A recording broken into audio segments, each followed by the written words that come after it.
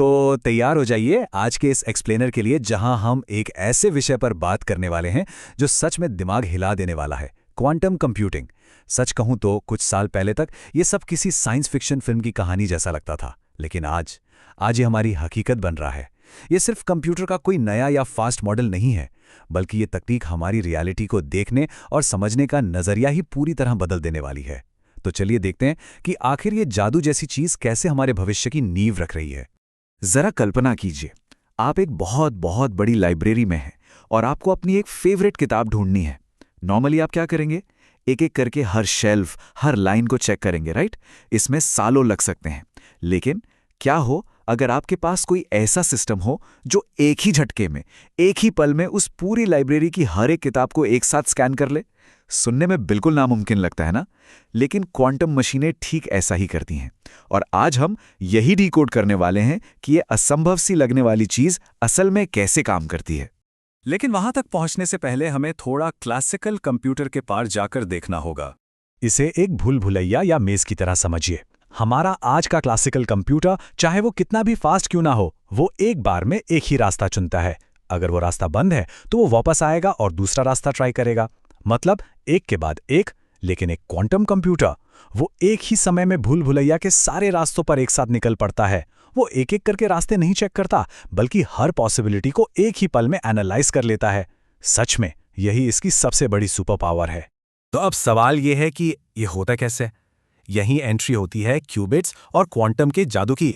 देखिए, हमारे normal computers bits की भाषा समझते हैं। ये बिट्स एक घर के लाइट स्विच की तरह होते हैं, या तो ऑन या ऑफ, मतलब 1 या 0, इसके अलावा कुछ नहीं। लेकिन क्वांटम कंप्यूटर्स काम करते हैं क्यूबिट्स पर। इसे हवा में उछले हुए एक सिक्के की तरह मानिए।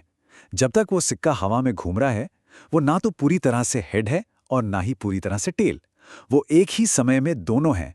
सुनने में थोड़ा अजीब है, लेकिन एक साथ कई स्टेट्स में रहने की ये जो खासियत है ना, यही इन मशीनों को इतना पावरफुल बनाती है। चलिए अब उन क्वांटम मैकेनिक्स के नियमों पर नजर डालते हैं जो इस पूरी थियरी को चलाते हैं। क्वांटम कंप्यूटिंग मेनली 4 बहुत ही शानदार सिद्धांतों पर टिकी हैं। यही वो 4 पिलर्स हैं जिनकी वजह से एक क्वांटम कंप्यूटर किसी भी आम मशीन से बिल्कुल अलग तरीके से डेटा प्रोसेस कर पाता है। तो आइए इन्हें एक एक करके बहुत ही सिंपल तरीके से समझते हैं। सबसे पहले आता है सुपरपोजिशन। जैसा हमने उस हवा में घूमते सिक्के के बारे में बात की थी ना, बस वही है सुपरपोजिशन।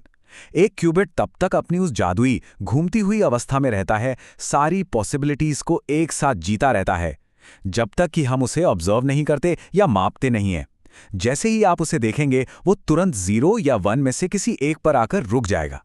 अब दूसरा सिद्धांत देखिए, ये सच में मेरा फेवरेट है, क्वांटम एंटेंगलमेंट। इमेजिन कीजिए 2 खिलौने जो आपस में पूरी तरह से सिंक हो गए हैं। आप एक खिलौने के साथ जो भी करेंगे, दूसरे पर भी ठीक उसी पल वही असर होगा।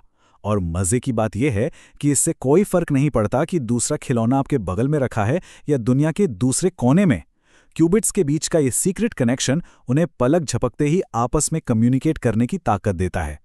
पता है, ये एंटेंगलमेंट वाला कॉन्सेप्ट इतना ज्यादा अजीब था कि महान साइंटिस्ट एल्बर्ट आइंस्टाइन तक का दिमाग चकरा गया था।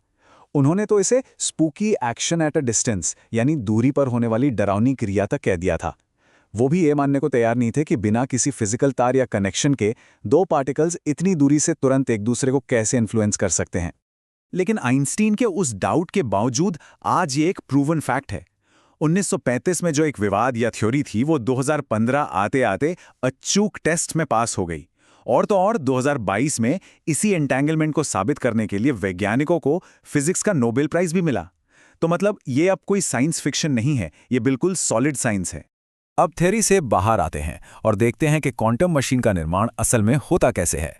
आपको जानकर बहुत हैरानी होगी कि इन मशीनों को काम करने के लिए कितनी ठंडक चाहिए होती है।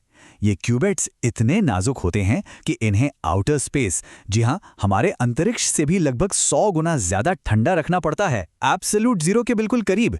जरा सी भी गर्मी या बाहर की कोई आवाज इस पूरे सिस्टम को सेकंड्स में क्रैश कर सकती है।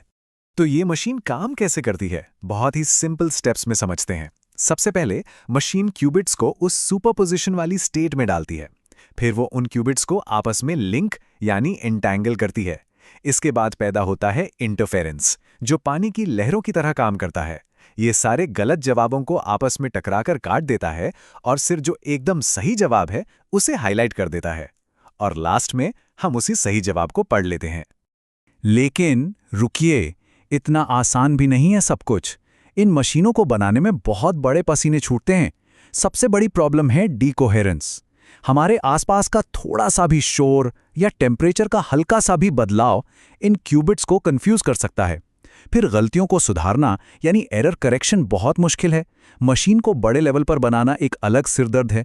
और हाँ, ये मशीनें बहुत ज़्यादा बिजली पीती हैं। पर अच्छी बात यह है कि दुनिया की टॉप टेक कंपनियां हार नहीं मान रही हैं। IBM, गूगल, इंटेल और ढेरों नए स्टार्टअप्स लगातार इस फील्ड में लगे हुए हैं। उन्होंने तो इन मशीनों को इतना स्टेबल कर लिया है कि अब आप और हम जैसे लोग भी क्लाउड के जरिए दुनिया के किसी भी कोने से इन्हें एक्सेस कर सकते हैं और इन पर एक्सपेरिमेंट्स कर सकते हैं। तो चलिए अब बात करते हैं क्वांटम यूटिलिटी और एडवांटेज की। ये दो बहुत ही इंपॉर्टेंट टर्म्स हैं। देखिए, क्वांटम यूटिलिटी का मतलब है कि मशीन अब ऐसी प्रॉब्लम सॉल्व कर रही हैं जिसमें नॉर्मल सुपर कंप्यूटर्स भी हाफने लगते हैं। और खुशी की बात यह है कि हम इस स्टेज तक पहुंच चुके हैं। लेकिन हमारा अल्टीमेट गोल है क्वांटम एडवांटेज। इसका मतलब है वो दिन जब ये मशीनें कुछ ऐसा कर दिखाएंगी जो क्लासिकल कंप्यूटर्स के लिए 100% इम्पॉसिबल हो। और यकीन मानिए, वो दिन अब ज्यादा दूर नहीं है। एक और दिलचस्प बात, जब हम इन क्वांटम मशीनों की स्पीड नापते हैं ना, तो हम नॉर्मल कंप्यूटर वाले गीगाहर्ट्ज का इस्तेमाल नहीं करते। वैज्ञानिक अब लेयर फिडेलिटी और CLOPS जैसे एकदम नए मैट्रिक्स का यूज करते हैं। ये मैट्रिक्स हमें एग्जैक्टली बताते हैं कि मशीन कितनी तेजी से और कितनी परफेक्शन के साथ अपना काम कर रही है। अब जरा एक नजर डालते हैं उस क्वांटम संचालित भविष्य की ओर जो हमारा इंतजार कर रहा है। इस तकनीक का असर हर उस चीज पर होने वाला है जिसे हम जानते हैं। मेडिसिन की दुनिया में जो दवाइयां बनाने में आज सालों लग जाते हैं, उन्हें ये कुछ ही दिनों में डिजाइन कर सकता है। एनवायरनमेंट के लिए ये एकदम सटीक क्लाइमेट मॉडल्स बना सकता है। और फाइनेंस या बैंकिंग सेक्टर में तो मार्केट को ऑप्टिमाइज करने का तरीका ही पूरी तरह बदल देगा। लेकिन हर बड़ी चीज के साथ रिस्क भी आता है। पीटर शॉर का 1994 का ये एल्गोरिथम याद रखिए। ये साफ साफ साबित करता है कि आज हमारे बैंक अकाउंट्स, हमारे पासवर्ड्स और इंटरनेट को सेफ रखने वाले जो सिक्योरिटी कोड्स हैं, भविष्य के क्वांटम कंप्यूटर उन्हें मिनटों में हैक कर सकते हैं। इसीलिए आज पूरी दुनिया के cyber security experts quantum proof security बनाने के लिए दिन रात एक कर रहे हैं। और ये सब कोई बहुत दूर की बात नहीं है। ये शानदार कोड देखिए। जो बच्चे आज स्कूलों में बेसिक कोडिंग सीख रहे हैं, कल वही इन एडवांस मशीनों के लिए सॉफ्टवेयर लिख रहे होंगे। उनके लिए ये क्वांटम के नियम इतने ही नॉर्मल होंगे जितना आज हमारे लिए अपनी जेब से स्मार्टफोन निकालकर यूज करना है। तो अब हम इस क्वांटम दशक के बिल्कुल बीचों बीच खड़े हैं। बदलाव की ये रफ्तार सच में बहुत तेज है। तो बस एक सवाल के साथ आपको छोड़ना चाहूंगा। जब आज के एकदम सेफ माने जाने वाले कोड कल टूट जाएंगे और जब वो सारी खोज जो सदियों में होती वो महीनों में होने लगेंगी, तब हमारी दुनिया कैसे दिखेगी? सोचने वाली बात है ना। खैर, आज के एक्सप्लेनर में इतना ही। इस माइंड बेंडिंग टॉपिक पर हमारे साथ जुड़ने के लिए बहुत बहुत शुक्रिया।